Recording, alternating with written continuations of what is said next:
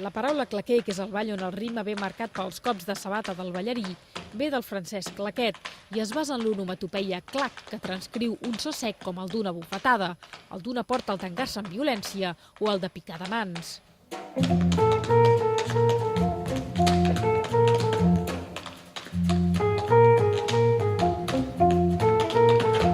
Si al claqué se li suma l'energia de les cultures africanes i cubanes, combinant la percussió corporal, la veu i el ritme del claqué, s'obté el rumbatà.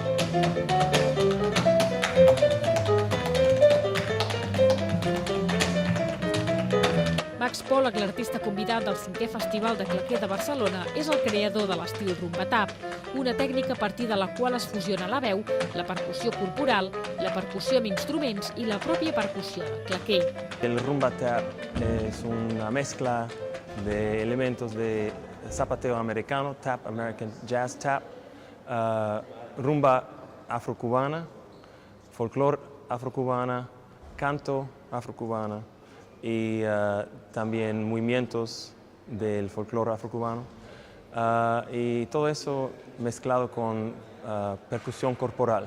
Estoy bailando y en el mismo tiempo estoy tocando algo con mis manos en el cuerpo o con palmada y en el mismo tiempo a veces estoy cantando también. Max Pollack va oferir ahir una actuació al Mercat de les Flors presentant-se com a ballarí en solitari, però molt ben acompanyat del quartet de música Vicent Solsona Latin Group. Durant la setmana, Pollack també impartirà classes per tots aquells que vulguin aprendre aquesta variant del claqué. Aquest festival l'organitza cada any l'associació Tot pel Claqué, entitat sense ànim de lucre que té com a principal objectiu impulsar i donar a conèixer el claqué. Hi ha companyies amb molt nivell que estan actuant per tot arreu i en canvi aquí els hi costa molt actuar, no? Costa molt trobar un teatre que aposti per aquest estil de dansa, no? Com el claqué. Llavors és una mica aproximar-ho, perquè de vegades és desconeixement també.